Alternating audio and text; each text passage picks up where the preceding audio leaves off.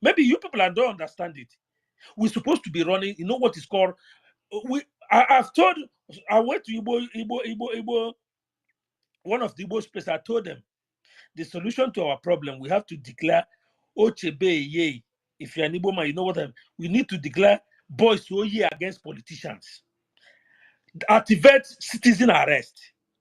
Going to their house, dismantling their security, putting handcuffs in their hands. By this time we are talking. And we are still on space shouting.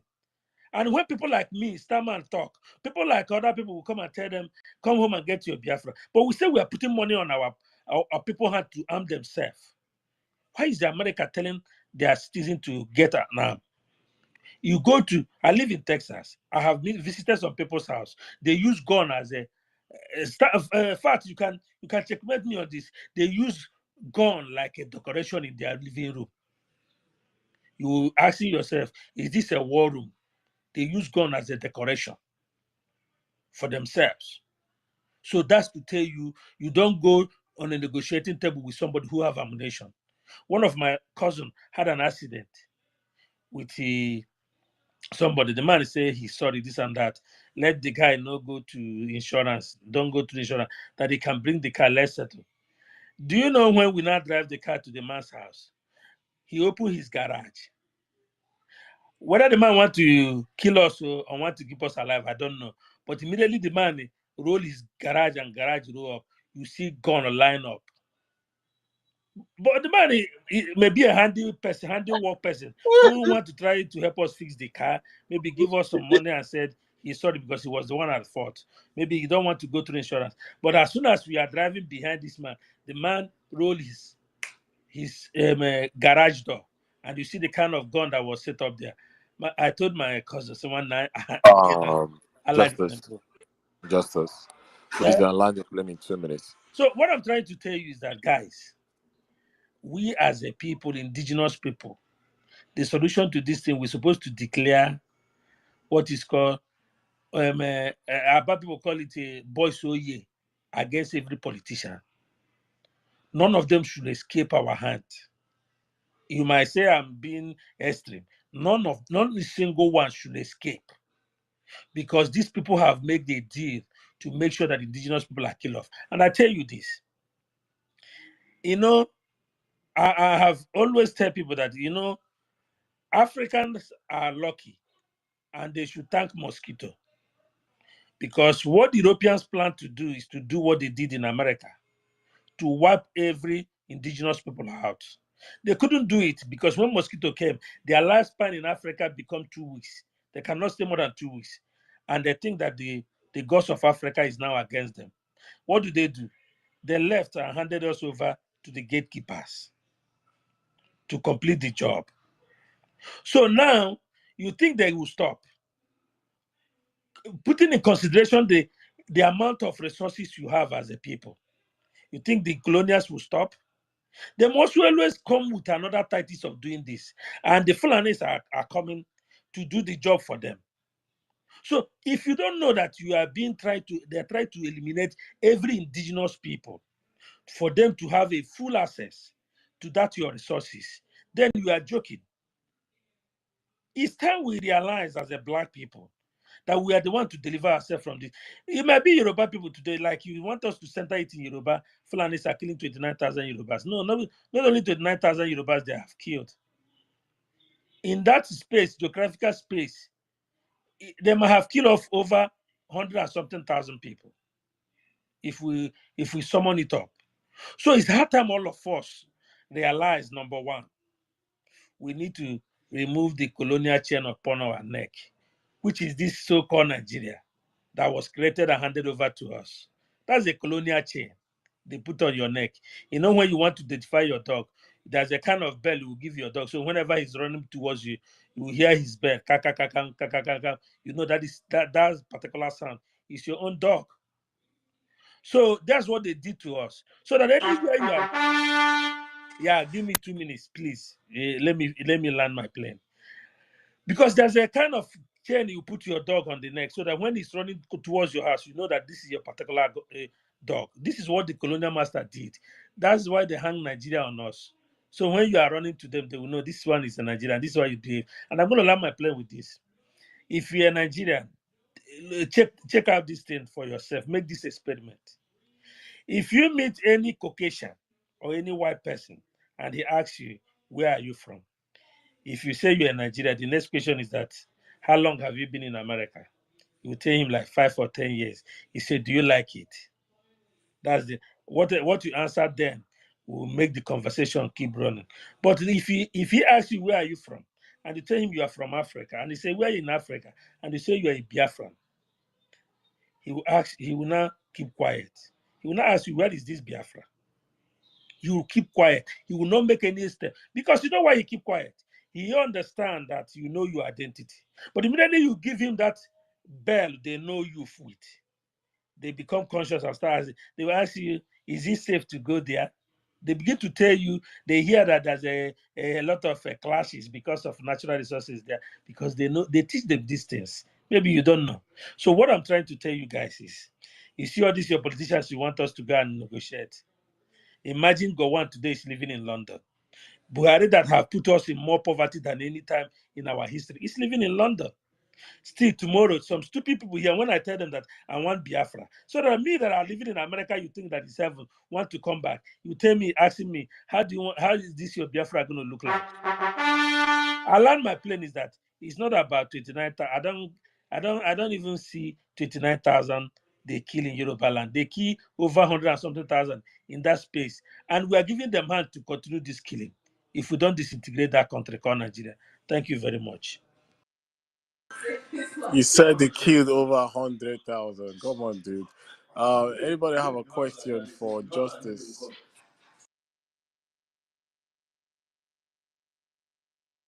Starman, is that you wanting to ask a question to Justice?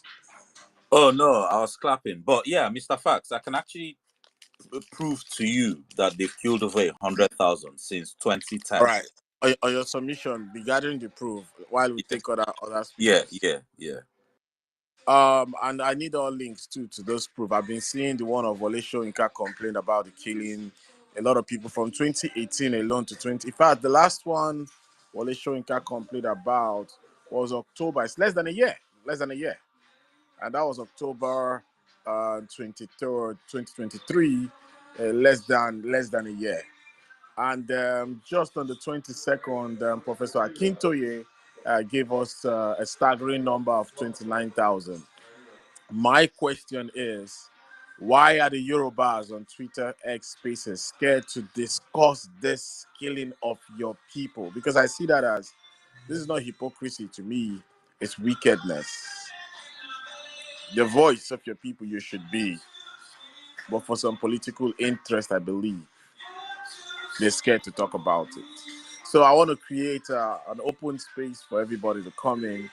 I've been sending them the links. Please share to your Yoruba friends, Yoruba Fulanese friends. Send to them. They should come up. Let's discuss. It's a pressing issue. It's something that really, really needs to be discussed. This is not 1963. No. We're talking about fresh killing, mass burials.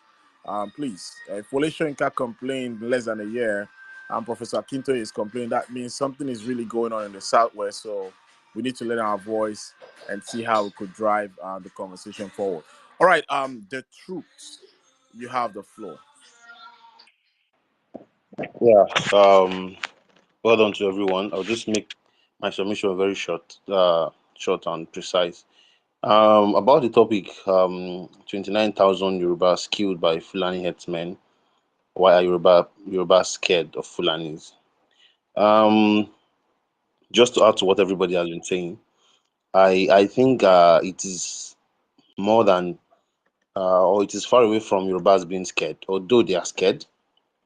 But I feel like these people, they have the they have the idea that this Nigeria still belongs to them in large part. Sorry, my voice is. So I feel like they don't want anything that is going to shatter their enterprise, because even if you feel like this country belongs to a particular region, maybe the Northerners, I still believe that if it was to shift, just for 18 line.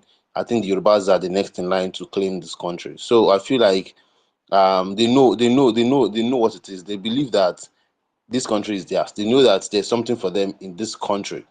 So they feel like, oh, if we start to talk about this, this would make everything go up. This will make everything go violent. They might start, the war might get to our land. We don't want to be in that condition. We have a chance. Our man is there. We could actually be president. We could actually share this thing with the North. Once our man is done, they can come in and then we go again. These Igbos, there's nothing for them. Let's just watch them, do their thing, and all that. So I feel like they're actually doing this because they have the belief that this country is also theirs, and they don't want anything to come in between them and their so-called one Nigeria. But now the problem is this, Mr. Fact, I was on the space yesterday when you tried to enlighten those empty heads, where you came in with facts and all that, and at the end of the day, I saw what happened. I got tired of going to spaces to talk to people because people don't want to ever leave the wickedness that they have. They are holding on to. I don't know. It will be hard tomorrow to see people that are like I don't want to mention them, the person I've been mentioning here since and others, it will be hard for you to see that they've turned around tomorrow. They always want to remain on whatever wickedness that they are actually holding on to, no matter what you say. So I just got like tired of talking to people because people just know the truth but choose to hold on to wickedness. Now, some people were saying that, hey, you people have your own this thing on your plate. You people have your own problem. Why are you talking about the things that's going on in Yoruba land? My question is this. Now, these same people are the same people that are actually conversing for their one Nigeria. Now, the problem is, what if the Nigeria that people have is one? Why does the problem become a thing of a particular people? I don't understand what is going on. As in, these people, Ishihana on an equal, like, or are they just trying to fool who they can fool or what? You come up, you say that your country is one, and you also always saying that this thing is not your business. Edo people this, you stay in your own lane. Igbo people this, stay in your own lane. You're already divided, but you're still saying is one. Now, okay, let us not talk about Yoruba killings. This is not your problem. You people should focus on your Biafra or your anything, on your Nnamdi Kanu. You people should not come and start inciting nonsense for us. But you say we are one. But you say we are together. But you said what that means that what's supposed to be for me is supposed to be for you, right? We're supposed to like be together in everything that we do. So, but I don't have the right to discuss your problem because it is your problem. You understand? So that is where these are the things that I look back to these people and I just like, they know what they are doing. They know what they are doing. It's more than them being scared. They believe that they believe that they'll get their share of whatever thing that this country wants to share to them, or whatever thing that their country wants to offer them. They believe that they have a lot. Of course, you can see they already have a very a big share of it, even if it's not favoring them. They think that with time or something, I don't know. So, but to land my jet, I feel like they believe that they have something to gain from the country. They believe that this country is theirs. They believe that they have something to share with the Northerners. So they don't want to hurt their enterprise. So that's what I feel like. And then the last thing is the Igbo man problem. Yeah, the Igbo phobia. Of course, who are discussing the problem is Igbos, right? There's no Fulani creating spaces talking about what happened to them. It's the Igbos. So who are the Igbos to discuss what's happening to us? So that is a problem. We are Aina Hiwe by being the one to always come to talk about what is happening to them. Why can't it be some other people, or other tribe? You get so the hatred, the thing don't plenty. So I feel like these things all together are the problem that they have. So they rather die in silence than lose their country or let an Igbo man discuss or find a way to solve their problem. So that's it for me. Thank you very much.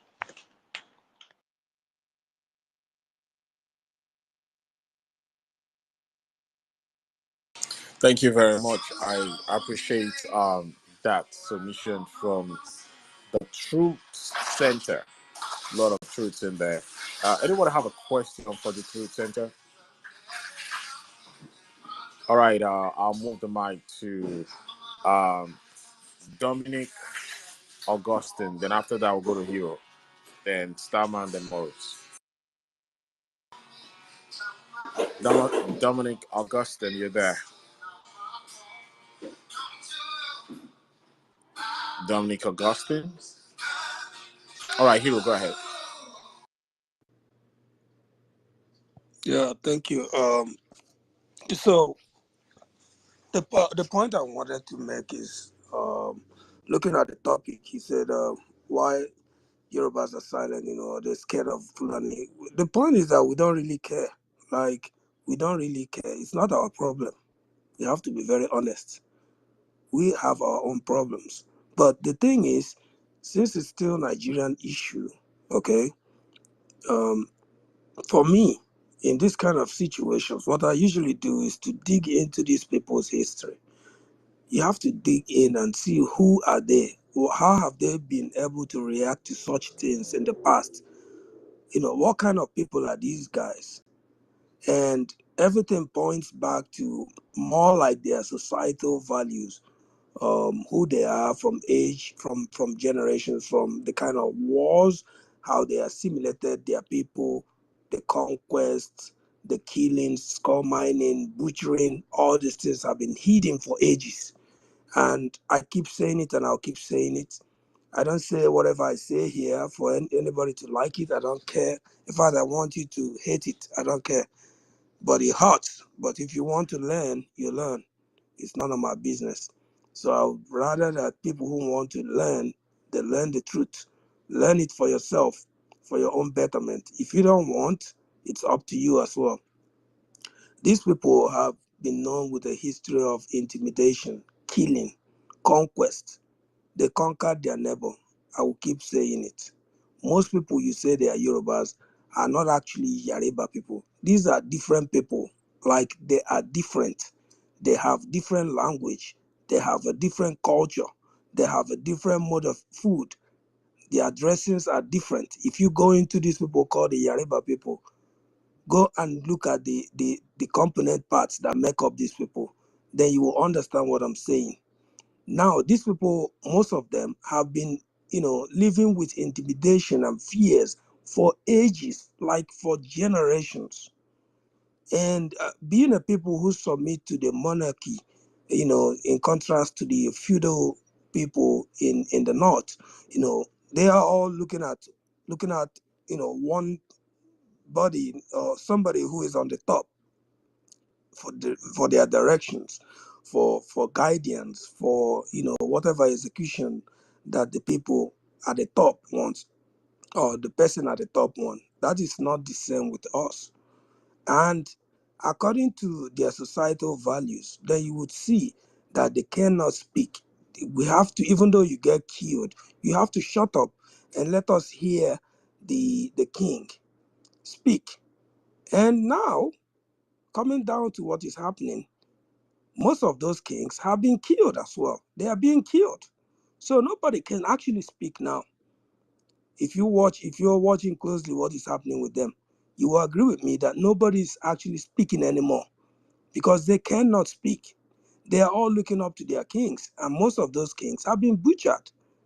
And when we come here to say things the way they are, somebody is trying to be logical with Nigerian constitution, telling you have to do this.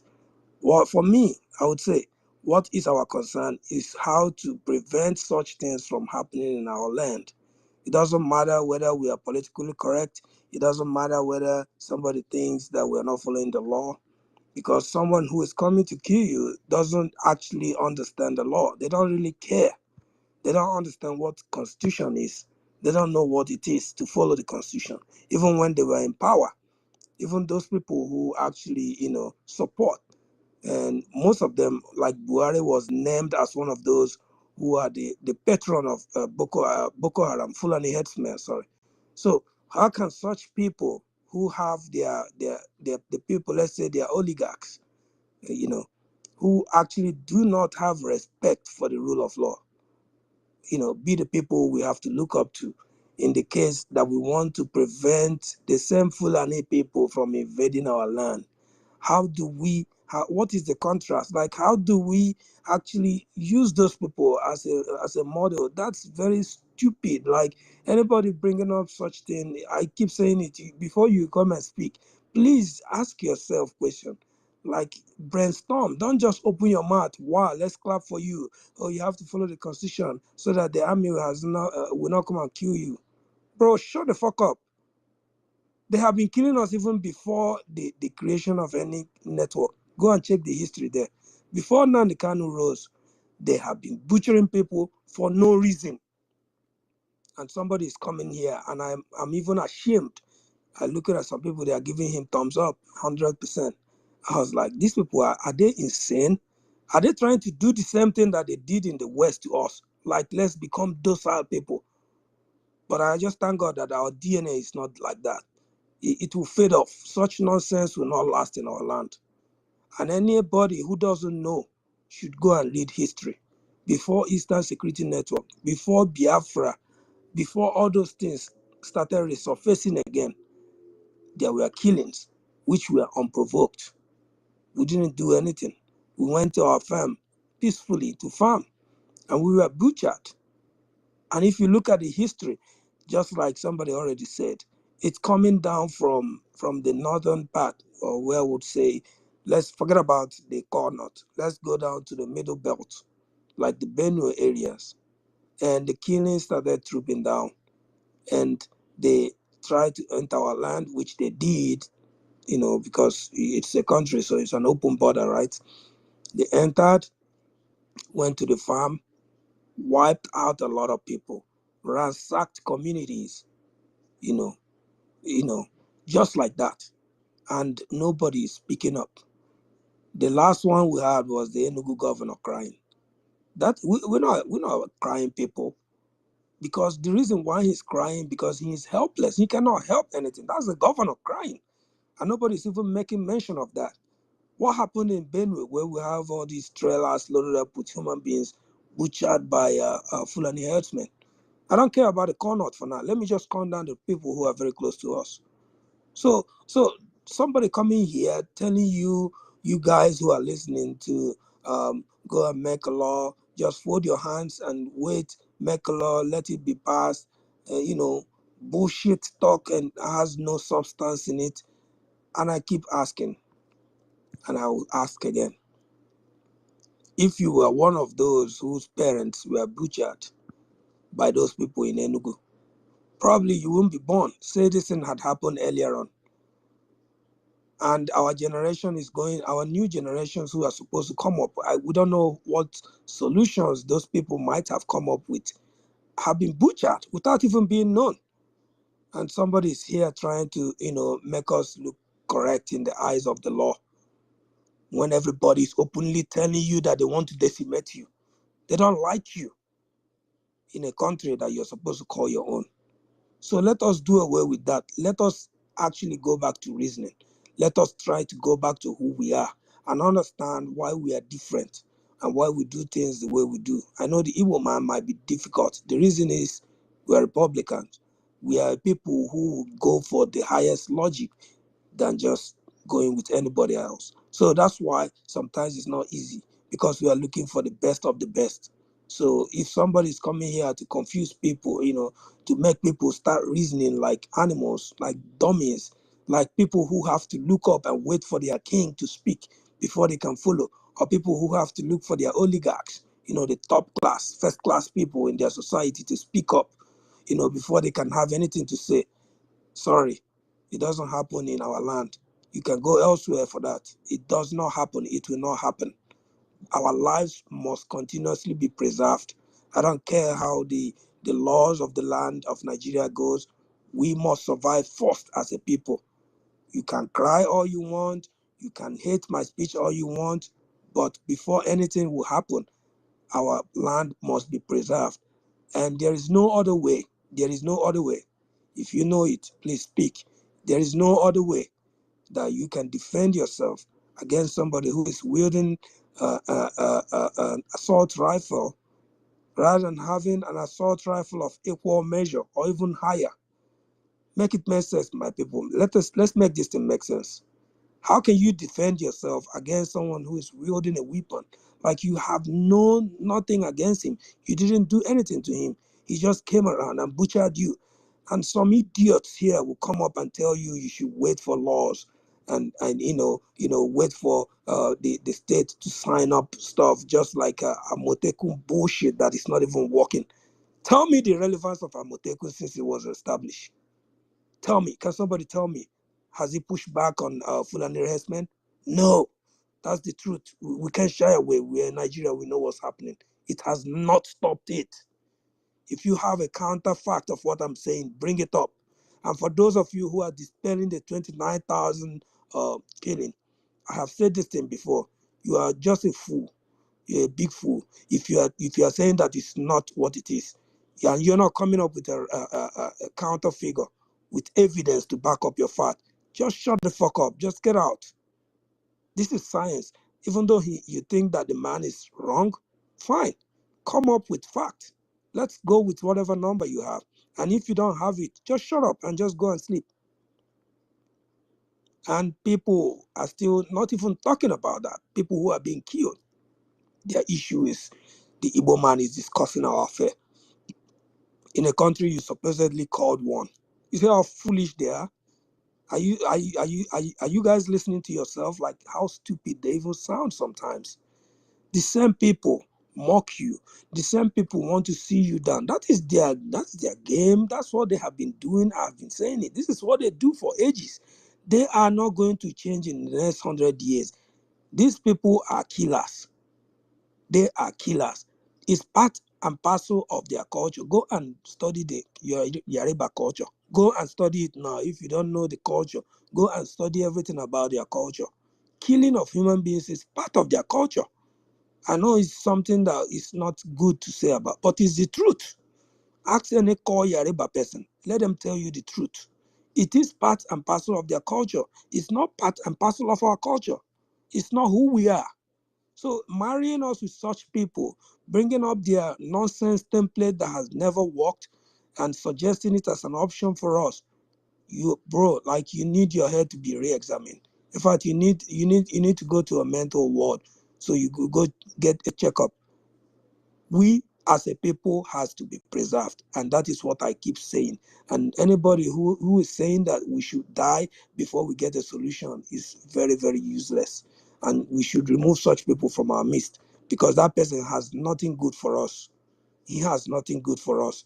And Nigeria collectively has not even helped the matter. Nigeria collectively has not helped the matter. And that's why I say we should keep saying the truth, telling the story the way it is, not their fake history that they come up with all the time, trying to tell us how superior they are, trying to tell us how educated they are.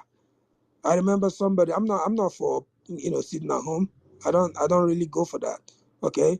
But this is what they submitted. Their submission was, oh, our children are studying and you guys are sitting at home. But the recent NECO result doused their stupidity, doused their falsehood, their narratives, all those fake news, all those fake narratives was doused by that simple educational outfit, showing that Abia State came first, even though the other ones who are not sitting at home have been studying. What happened? They were nowhere to be found.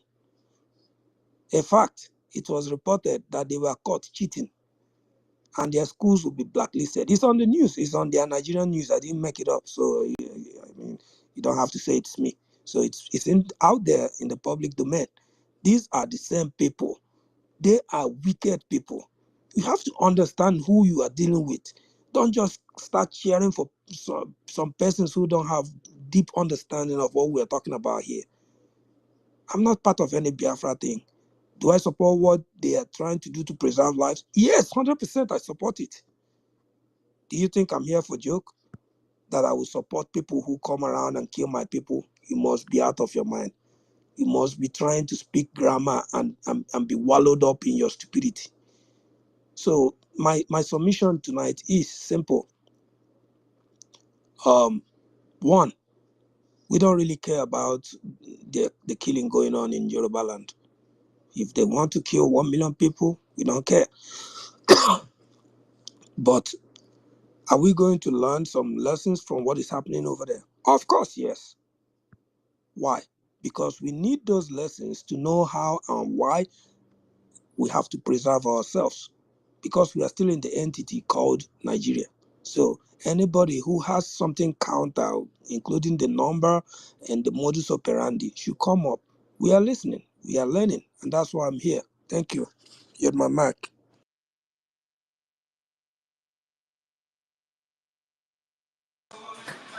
All right, anybody have a question for Hero? All right, in the absence of no one, I will move the mic to Cine Bogger. Tis he, Cine Bogger.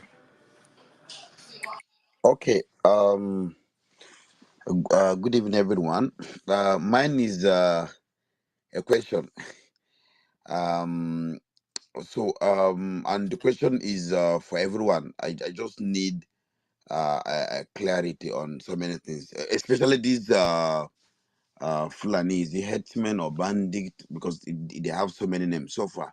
So, to the best of my knowledge, like this has been happening for a long time.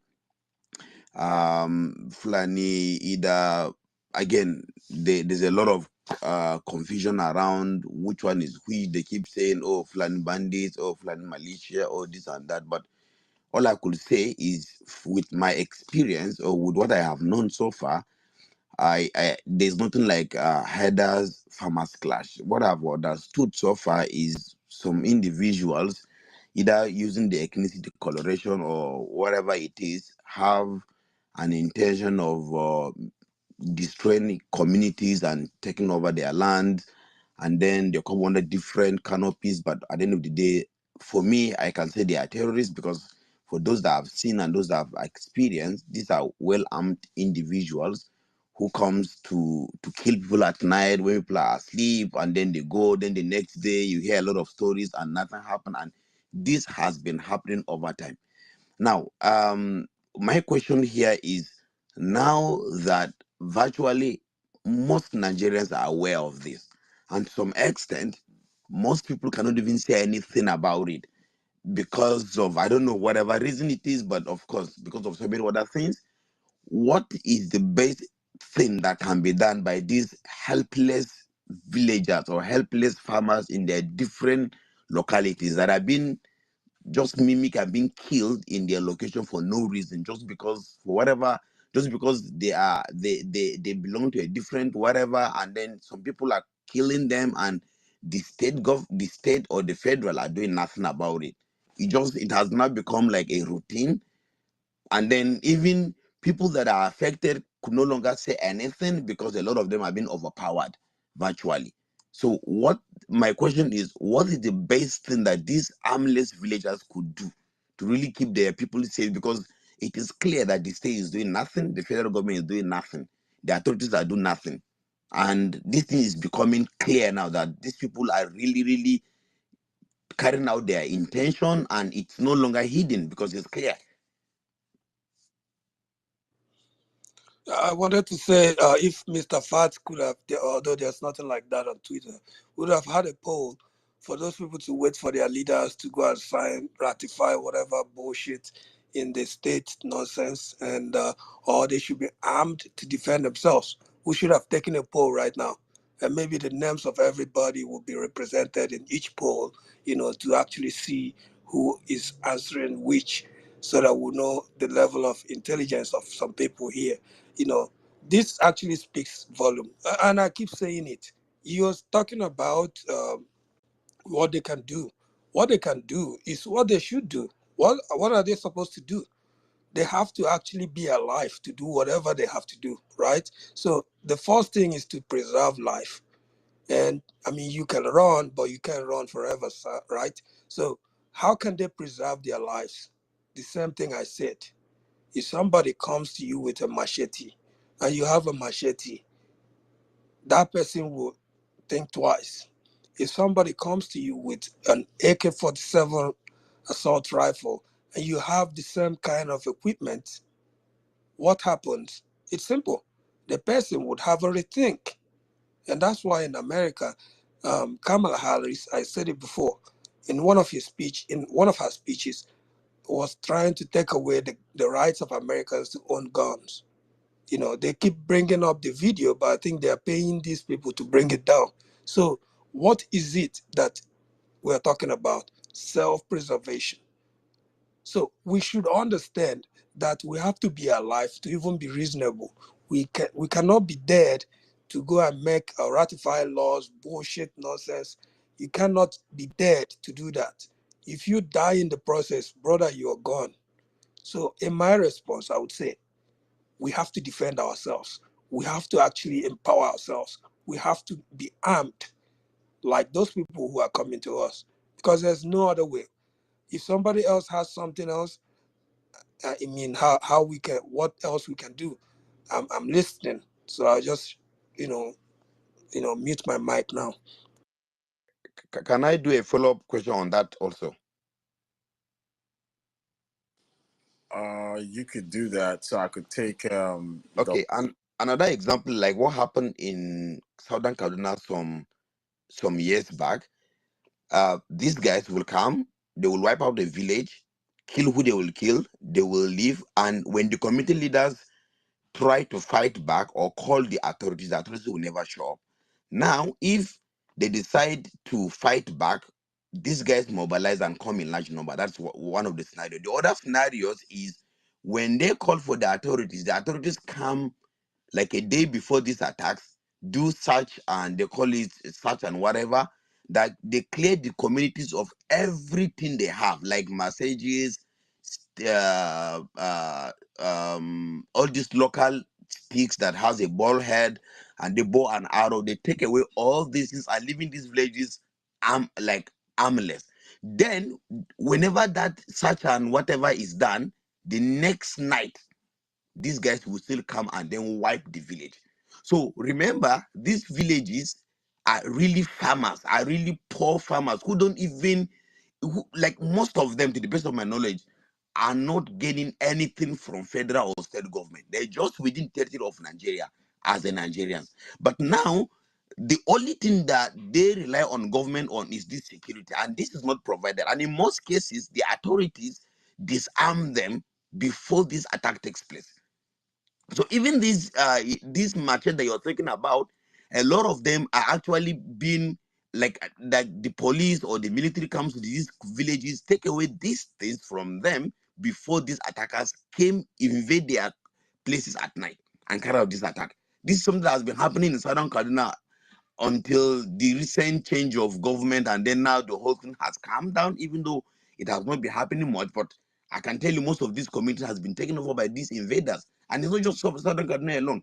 Most of the North Central state, like Jos, Taraba, some part of Jigawa and Benue, Plateau, all these places, this is recurrent, and people are just armless. They can do nothing because at first they were fighting. They are fighting these people, but this is what's happening. Like the state is disarming them.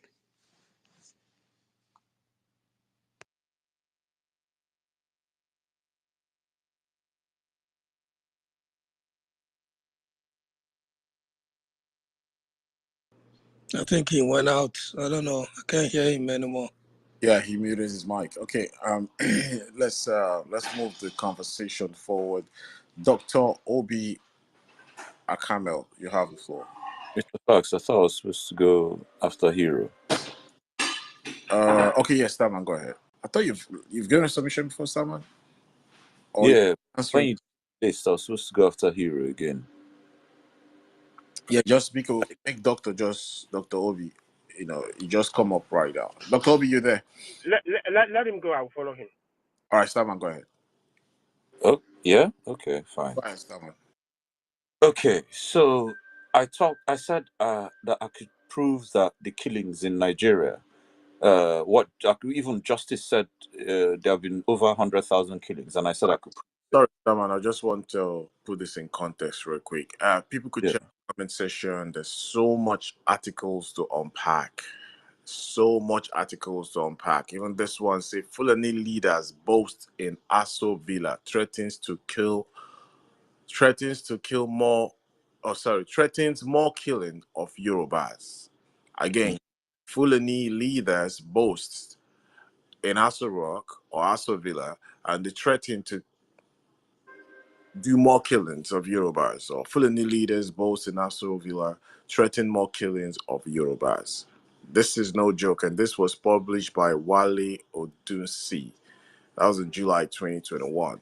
So that also could link you to the claim of Professor Akintoye. So many articles I'm looking up right now.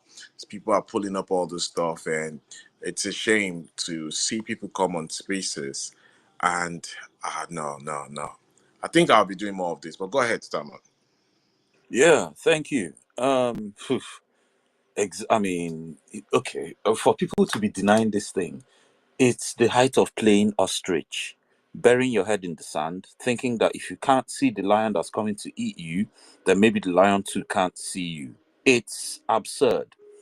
So I said I was going to prove that, in fact, more than 100,000 people have been killed in Nigeria since the whole conflict started. So again, I'll refer people to one of my favorite Wikipedia pages. Now, I know people, when they hear Wikipedia, oh, some people just think, oh, Wikipedia, no, Wikipedia fake. Oh, no, it's you, Starman, that edited it.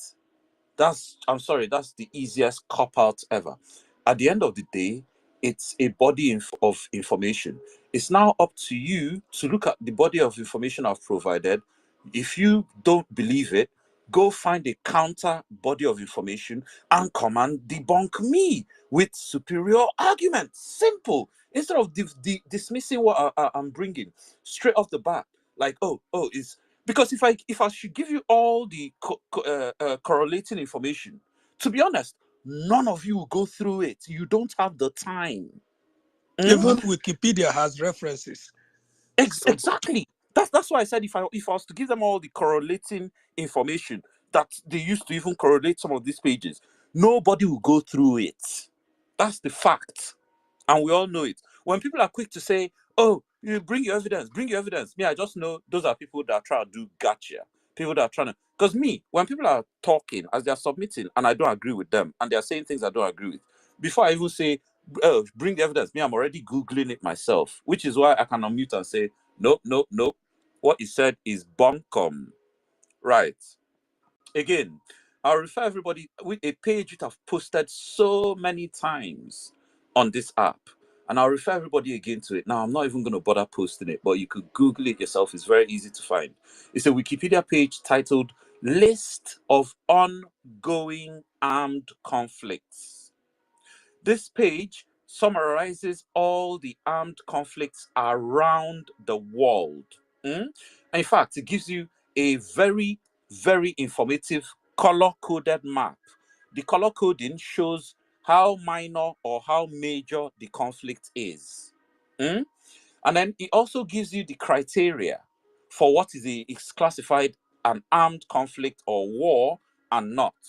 And critically, in that criteria, it says this list of countries by international, this list is not a list of countries by international homicide rate. So it's not about murder or just criminal. It's not a list of countries by international homicide rates and criminal gang violence.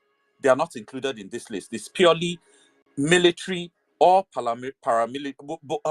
Well, it also says, however, if the criminal violence involves the military or paramilitary, then it's included in the list.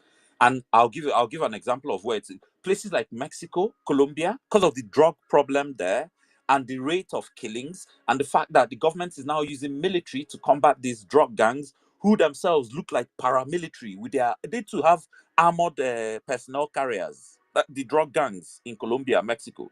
So that is in the list. It's classified as Mexico has over 10,000 people being killed a year. Now, for the color coding, it's color coded from yellow, orange, red, and burgundy or very deep red.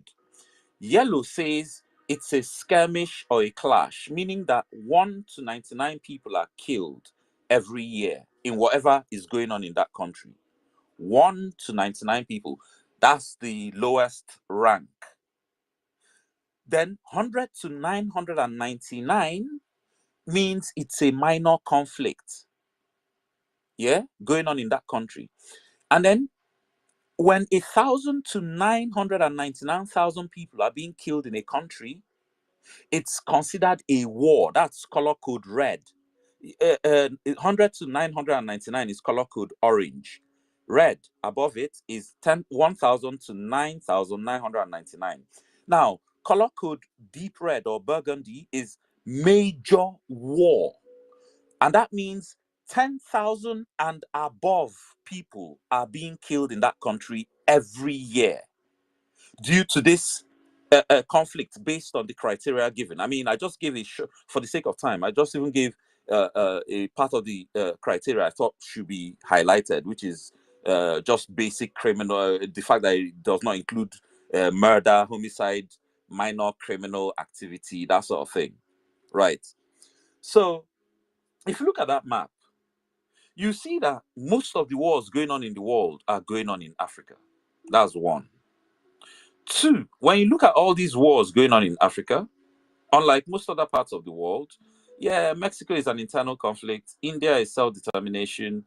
Pakistan has terrorism problem, which is similar to what we're facing. If you look at most of the wars going on in the world, in Africa, you see that most of them, in fact, none of them is one so-called African country versus another so-called African country. All of them are internal conflicts. One ethnic group versus another or several others, which is what we're of Tigray and Ethiopia, Ambazonia and Cameroon, Biafra and Nigeria, Western Togoland and Ghana. I mean, where do you want to go?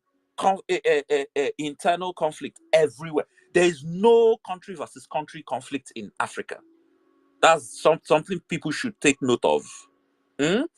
Now, for the figures, for the countries classified in major wars, you see, you see all the stats there with the summary of the breakdowns. Now, major wars, 10,000 or more combat-related deaths in a current or previous year. Now, they've listed 6 conflicts, but let's go to the one that concerns us. The insurgency in the Maghreb, that's the Sahel. Yeah, the Sahel Sudan region. Sahel Sudan region. Well, they used to call it Sudan before the Sahel even. From 2002, it includes several countries: Burkina Faso, Mali, Niger, Benin, Togo, Algeria, Tunisia, Chad, Tunisia and Algeria, which is why they call it the Maghreb. Mauritania, Ivory Coast, Ghana, Nigeria, Cameroon, Morocco, Libya. And according to this insurgency conflict, since 2002, 70,000 people have died. Now, remember I was talking about the color coding earlier. Nigeria is color coded deep red, burgundy. That means over 10,000 people a year are killed in Nigeria. Right. So all over the Maghreb, now this is not just Nigeria alone, but this is all over the Maghreb, in the countries I just listed, from Burkina Faso to Libya. 70,000 people have been killed since 2022. Now, if you were to divide it and also factor in things like population density, Nigeria is more population dense than any of the countries in that list by far. In fact, 15 of the countries that surround Nigeria directly, add up all their populations, it only adds up to Nigeria's population. 15 countries that surround Nigeria directly, you have to add all their populations to get Nigeria's own population. So even that 70,000 figure, Nigeria is great. They didn't particularly break. I guess I have to go properly into the reports, because the reports are also cited there to see everything per table, or based on the table, which country has which figure for the Islamic or terrorist insurgency. But it says 70,000, and by virtue of population, I can imagine Nigeria will have a significant chunk of that. But let me not put a figure to it. Now, let's go to wars, which is a 1,000 to 9,999 combat-related deaths in a current or previous year. Now, if you check where Nigeria is featured, it was from 1998. 1998. Communal conflicts in Nigeria. Communal conflicts in Nigeria. And they give a list, various list of them. Religious violence in Nigeria, herder-farmer conflicts, Nigeria bandit. And we all know the bandit was Nigerian propaganda to hide certain actors. Nigeria bandit conflict. This one is just Nigeria now. 98,300 deaths since 1998. 98,300 deaths. Okay, let's go further. It's still in the red color code, which is war. Boko Haram insurgency since 2009. That affects Nigeria, Cameroon, Niger, and Chad. And again, remember, Nigeria has far more population than any of the other three countries. 373,100 deaths. But Boko Haram does not concern what we're talking about here. What we're talking about is more focused on the ones that affect our region in the south, which is the communal conflicts in Nigeria and the terrorist, the insurgency in the Maghreb. 70,000 deaths now. Let's even say, because there's a list of about 10 countries, or even more than 10 countries. But let's even say Nigeria has about 10,000 of that. Remember, I was in a space the other day where I did the rough maths, and I said, I will estimate that about 140,000 people have been killed. Now, if we were to take 10,000 from that 70,000, add it to the approximate 100,000, or 98,300, that's 110 people. My estimate wasn't even that far off. Now, we know most of the killings have been in place in the Middle Belt region, places like Kaduna, places like Jos, and then now Benue.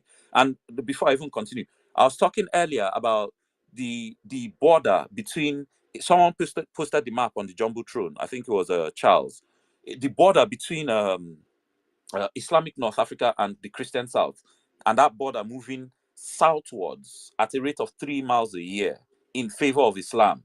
Well, when you hear villages in Benue and Jos being conquered and renamed, what do you think I'm talking about? That's exactly what I'm talking about. That border shifting southwards at a rate of 3 miles every year, the rate of conquest by Islam. Now, so we know that most of the killings since it started from the north have been that Middle Belt region, Southern Kaduna, Jos, Benue. So if you look at 110,000 people being killed for this insurgency, and yes, I know they've also killed in Northeast, Northwest. Northeast is largely Boko Haram, Wahala. But if you look at these figures, to be honest, Professor Akintoye's 30,000 in the Yoruba region is not far off. It's really not far off. I don't know why people are trying to make out like, he just pulled the figure out his ass. Oh, like, a professor would just concoct bullshit for the sake of concocting it. Like, being central to the Yoruba movement, he does not have specific or certain types of information that many of us will never be privy to, all because we want to play ostrich. We don't want to deal with the facts and figures because it hurts, and then for this whole dialogue, political process, that bullshit. I was speaking to a friend of mine, and this girl was like, that we should just down our guns and do it another way. I said, which way? She said, political. And I asked her, I was like, wait, hold on. You tell me, do you really believe that if we down our guns in the southeast, the Fulani herdsmen killing will not come back and increase? She was like, let her not lie, it will come back, oh, and it will increase. And I was like, so why do you keep saying down your guns and do political process? You know that the politicians ain't going to do nothing. Why do you keep saying down your guns? You know, like do you think if we down our guns, they'll just leave us alone because we're Igbo? Why are they now moving refugees? Oh, well, supposed refugees to our region. Why? Why? And I don't believe they're refugees. Fuck that. That's bullshit. They are terror cells and human shields. Obviously, it's going to be just blatant if they move only men. So they're going to mix in some women and children so that anything happens. Oh, one woman, one children amongst them dies. Oh, you see, innocent people died. But then the men are jihadists. Look, I don't know what can save Yoruba people now. But they still have more hope than most other parts of Nigeria. But there are some parts of Nigeria I look at and they are gone. I'm sorry. I'm not even saying this to make anybody feel hurt or anything. But I used to think that Nigeria would break into 4 or 5 countries before. But now, no. There will only be Nigeria. There will only be Biafra and whatever Nigeria becomes. The people, anybody who is not already on the journey of self-determination at this stage is still doing confusion about it, hiding it. It is too late. In fact, when Biafra breaks, the only parts of Nigeria that will... Oh, Starman. I believe you're hearing the buzzer. All Take right. I didn't. Oh, sorry. I didn't. seconds to land your plane, please. Okay. When Biafra breaks, the only parts of whatever is left of Nigeria that will manage to break themselves, will manage to free themselves, will be as a result of reaching out to Biafra to be part of Biafra. And I imagine maybe certain parts of the Middle Belt and some parts of maybe Southern Yoruba land might eventually do that. And that will be their only hope. As the situation is, Nigeria is gone. And I land with that. Thank you. All right, anybody with a question for Starman Alpha? 2 minutes, please, and we'll move the mic to Dr. Obi. Go ahead, Hero.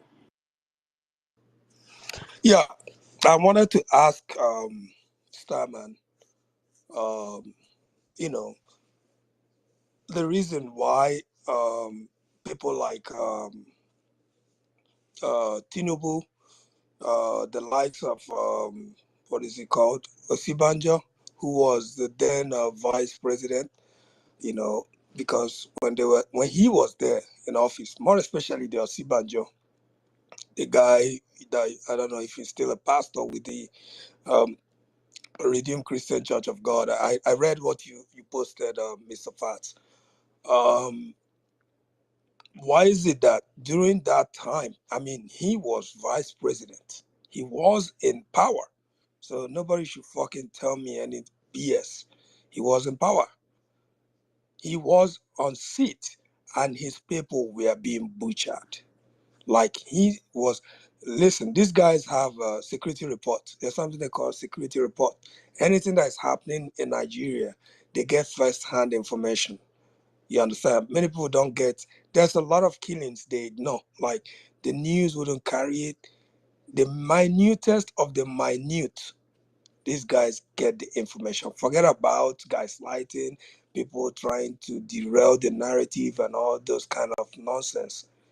Why is it that people like Osibanjo, who claims to be a pastor, who claims to hold a good moral, was not ever able to do anything? Even if he doesn't want to speak up, he can act in his capacity. I mean, he has influence, and he has been in various political positions, so he knows better. And he has been a lawyer. an attorney general, I think, for Lagos State or whatever. Why is it that upon all of these things he has acquired and known, yet he was dumb, like he can't speak during the killing of his people? I just want to know. Okay, so before I get to Oshibanjo, like I said earlier, most Nigerians, apart from the Biafrans, they've become a leaderless people. And I'll give the perfect example. A lot of the people in the Middle Belt and a lot of Nigerians, they actually thought Gowon was a leader, all because he fought to keep one Nigeria together. Look at the Middle Belt today, who, after Gowon fought to keep one Nigeria together, look at what the one Nigeria is now doing to his people. And while all this was going on, Gowon never, at least Danjuma even said something. Gowon never said a word. And now he's running as an old man, running away because he can, but his people can't. He's now running to England to come and retire. Can you imagine? When you serve Nigeria, let's not forget that the One Nigeria project exists to debase and destroy your culture, your people. If your culture is gone, the people are gone. They become dislocated from the culture, and they become like Black Americans and Australian Aborigines. No disrespect. They become lost. That's the aim of the One Nigeria project. All this, I'm detribalized. I'm Nigeria first before Igbo. I'm Nigeria first before Yoruba. The funny thing is, when you hear Northerners say that, you know they're lying, because it's the same Northerners, their governors will go on TV and tell you, Fulani man transcends Nigeria and Africa. He's not limited by borders. And you see them fighting for their own interests. But it's Southerners that will actually not just say, oh, I'm Nigerian first before Igbo. They will be doing their hardest to prove it. But Fulani never. They just tell you for telling you so that you hear it and you'll be happy. You think they're doing one Nigeria with you. For people like Osibanjo, Osibanjo is a South Yoruba elite. But if you understand, or if you've ever come across the dependency theory of capitalism and world development systems,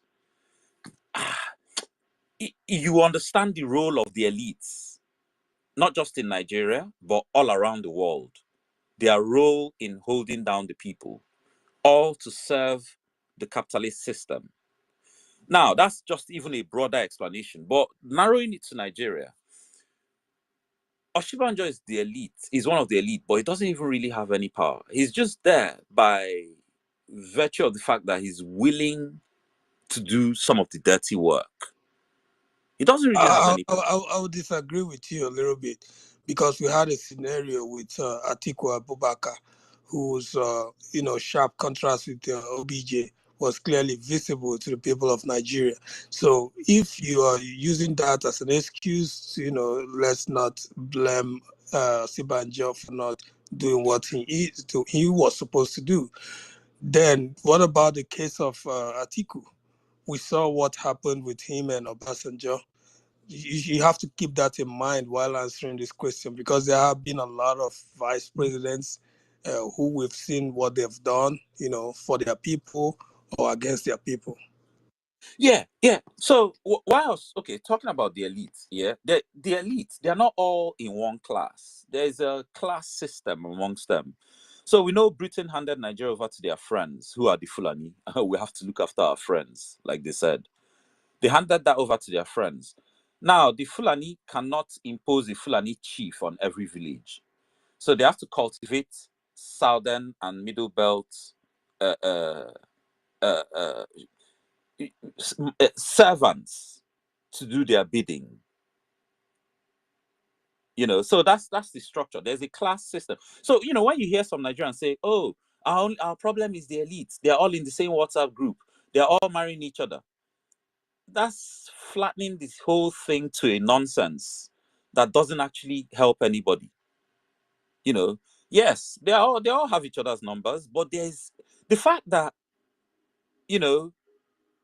Jonathan, even while he was president, he would go and visit Buhari and he would kneel down. He would go and visit Sultan of Sokoto and he would kneel down. Jonathan. how many Igbo chiefs or anybody else in the South did he go and visit and he knelt down for them while he was president? That should show you that there's a structure, a hierarchy of elite.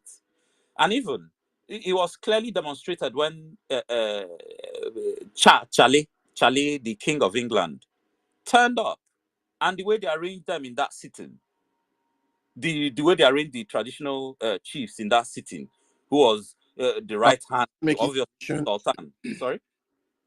Are you still giving submission or what? No. I was responding to sorry, Hero's question. All right, okay. Wrap it up in 1 minute so that Dr. Obi can speak and more. Okay. So yeah, I'm not making an excuse for Sibanjo. I'm just trying to say that he was just there to play a role. Sibanjo, I see pretty much so in Yoruba land, I noticed that the Muslim elite have more power than the Christian ones. The Christian ones can make noise, but and their roles are very similar to the so-called Igbo elite, who are just there to do the bidding of the Nigerian government. They are not there to represent the people clearly.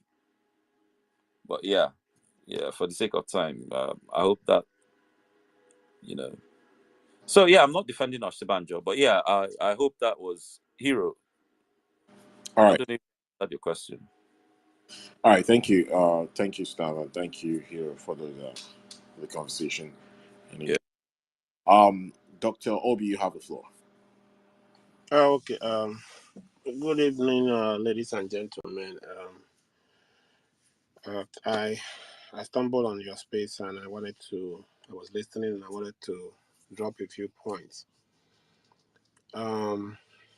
What I see happening in Nigeria, I'm sure that every one of us have an idea that what is happening in Nigeria, just like in the rest of the world, is being orchestrated from outside Nigeria. The last speaker said something about Gowon. When Gowon was fighting the war to unite Nigeria, and people saw him as a strong leader. Gowon, I've sat down to look at to reflect on Nigeria, right before independence, through independence, through the war, military rule, democracy up till today. And if you look at it critically, you will see how it is orchestrated that every leader that Nigeria has had in the past, they were all planned. They were all moles. Every leader. In my own opinion, other than Abacha and Goodluck Jonathan, every other leader we have had in Nigeria, we are designed and planted. That's a discussion for another day. But I have analyzed this critically, and I believe even the one we have today. Now, I used to have this strong opinion about Fulani being the overlords in Nigeria, doing this, doing that. But in consideration, and my own personal analysis, I now believe that the Fulanese are as victim as everybody else. There's something called house Negro, during slavery in the U.S. The slave masters will pick one slave and put them in a house, make them domestic servants. They wear better clothes. They don't work the farm. They eat leftover from the master. So that makes them feel that they are better than the rest of the slaves. Uncle Tom's. And they are being used to crush. They're being used to spy on the other slaves. They're being used to put down any thought of rebellion and stuff like that. So I see that they are the people who are playing the main chess. The Fulanese are tools. Everybody's a tool. So just look at this, right? Buhari, who's just the immediate past president, I don't know if anybody has aware how the security situation is in Castena. It's worse than any southeastern state. It's worse. than any southeastern state. Look at this guy who's a Minister of Defense today. He was the former governor of Zamfara. Look at the kind of carnage that happened in Zamfara under him. The present governor now is accusing him of being part and parcel of the what they call it, bandits. The present governor, I don't know if anybody has seen the thing about the present governor of Katsina accusing the former governor of being part and parcel and sponsor of the bandits. But what happened? He becomes the Minister of Defense of all things. Somebody who's called zero in security ends up being appointed Minister of Defense. So I'm saying this. Is that Minister of Defenseless or the Minister So of I'm Defense? saying this for us to understand, because I don't want us to be wallowing around, so that we can know where our focus should be. What is happening in Nigeria? It's also happening in Congo. This is, these people they call shadow government. The shadow government, the people who decide who rules any country or the other. There are some countries that have been able to emerge out of them. There are some countries who has not been able. Nigeria is a good fertile ground because the seed of discord and they sowed in Nigeria, they renew it every day, every year, before every election, they renew it. It keeps Nigerians apart so that they can plunder, and they will continue to plunder. Nobody is safe, not Yoruba, not Hausa, not Fulani, not Igbo. Now, those who can see beyond these things might be able to go out and negotiate a deal for themselves. I feel that we, the Igbo people, we have enough international tentacles. We have enough international exposure that we should be able to negotiate something for our people. Because I think it's going to get worse. The sale of weapons. I mean, I believe that Boko Haram bandits. If Nigeria is a state and wanted this thing to end in a week, it would have ended like in a week. You see, this is not even difficult, right? But because it cannot end, because it's designed to keep happening. So, a couple of years ago, because I live in Washington D.C. and sometimes because of the work I do, I talk to some people who I've never in this room where discussions are made, but sometimes I've been privileged to talk to people who are in the room where major discussions are made. So, and somebody was discussing about how this Western Sahara, the issue of Western Sahara, who is still suffering occupation from Morocco, and they were trying to see how they can get independence. They have lobby and everything in Washington and stuff like that. So it happens that Morocco there's negotiation for Morocco to recognize Israel, alongside with Saudi Arabia, UAE and stuff like that, to recognize Israel so that they can have peace. This is, a couple of years before this present hostilities. And then the card that Morocco put on the table is that the US have to recognize Western Sahara as Moroccan territory. The US have to recognize Western Sahara as Moroccan territory, and then Morocco will recognize Israel. So I put this up to know that if you are not in the table where discussions are being made, you will be an object of deal. If you don't sit at the table, you will be the meal. We have enough. We have people in the international in positions. We have people in the positions but we don't have the coordination that we can be able to negotiate for our homeland. Because I was telling somebody the other day, I said, if Europeans will open their eyes and watch this carnage happening in Ukraine, and they watch it happen in their own soil, because I never ever believed that. I thought war was for Africa and the Middle East and stuff like that. I never ever believed that Europeans will sit and watch this bloodshed and carnage happen in their own soil. But if they will, because they want to sell weapons and the military industrial complex and stuff like that, and because of economic resources and all that, if they will, what do you think they will do with Africa?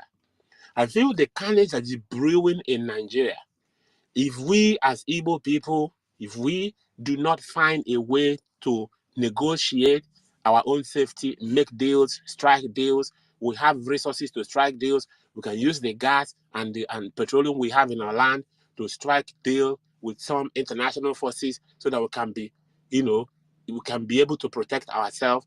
I feel if we don't do that, a time is coming when it might be too late.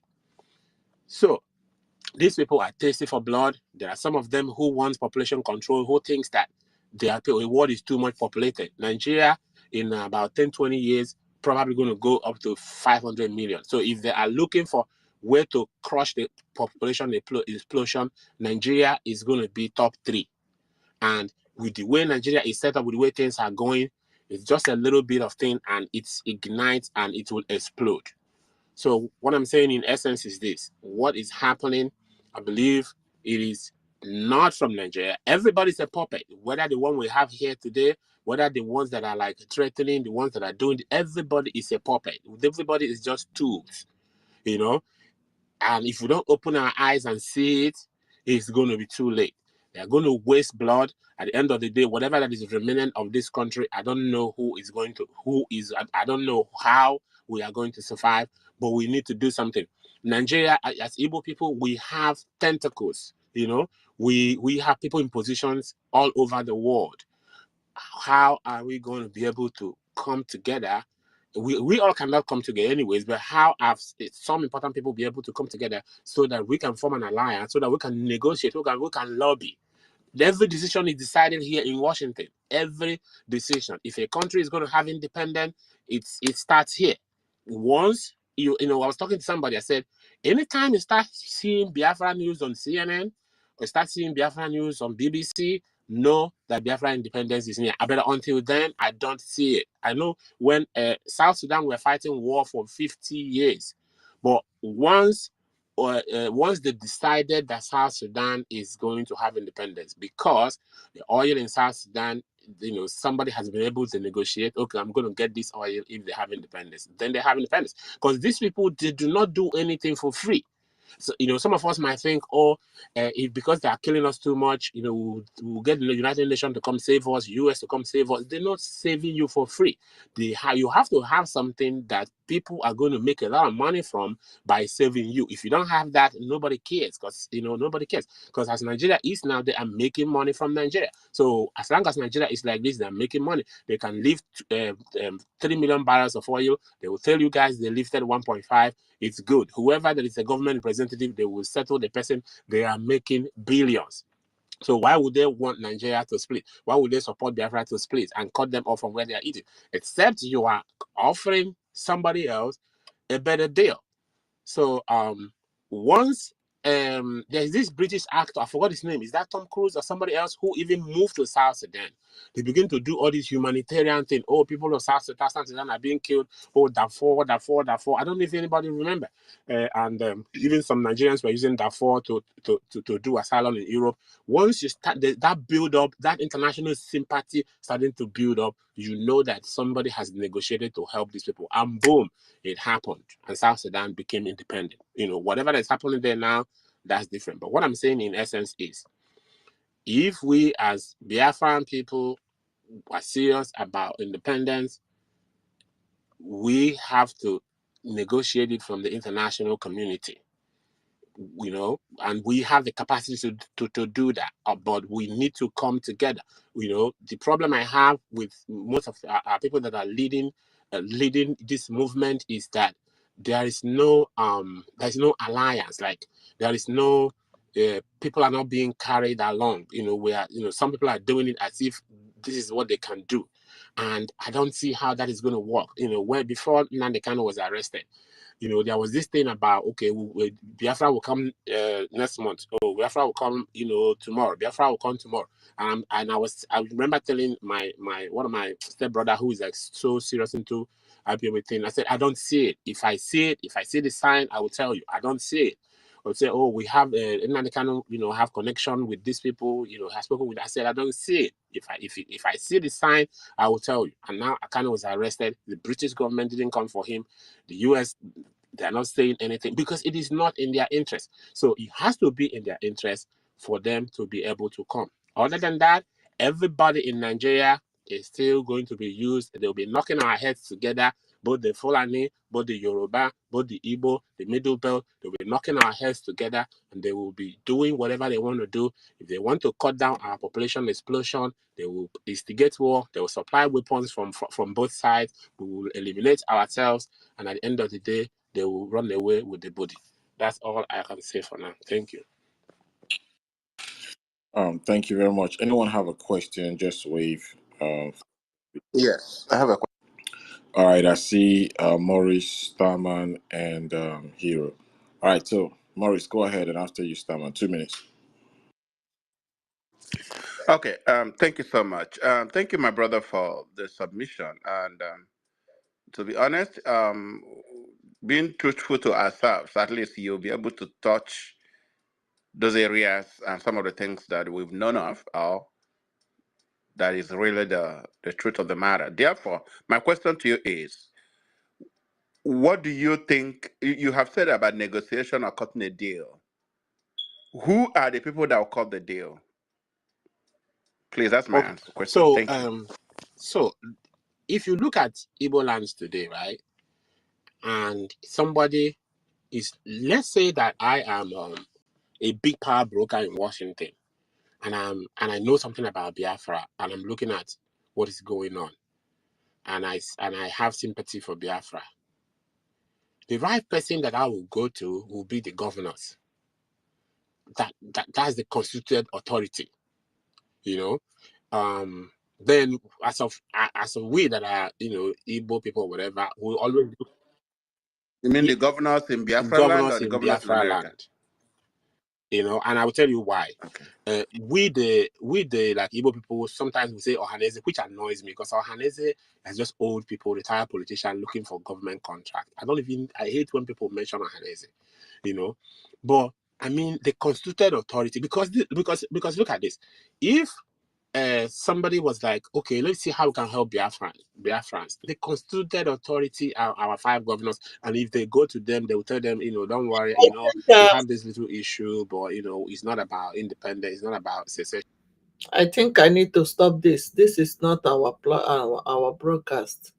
They're talking about going to see governors. This is not what is supposed to be in our government platform. We talk about Biafra, not governors. Biafrans, I have to stop this. I have to stop this, please. If you are listening to me, if you are hearing my voice, what do you say under the comment section? I give you 1 minute now. I'm stopping it, or I should leave it going. If you are listening to me, write something on the comment section now before I stop it, because this is not something that's supposed to. We are here for Biafra. We are talking about Biafra. I don't know why I'm streaming this. I know Honorable Information Minister might not be happy I'm streaming this, because this is not kind of things that we want to be going out to our government platform. They're talking about Biafra. They are talking about going to meet governors.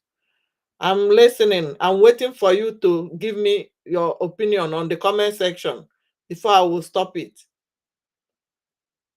Very good. Thank you. Good night from here. Thank you. Good night. That's enough. Nonsense.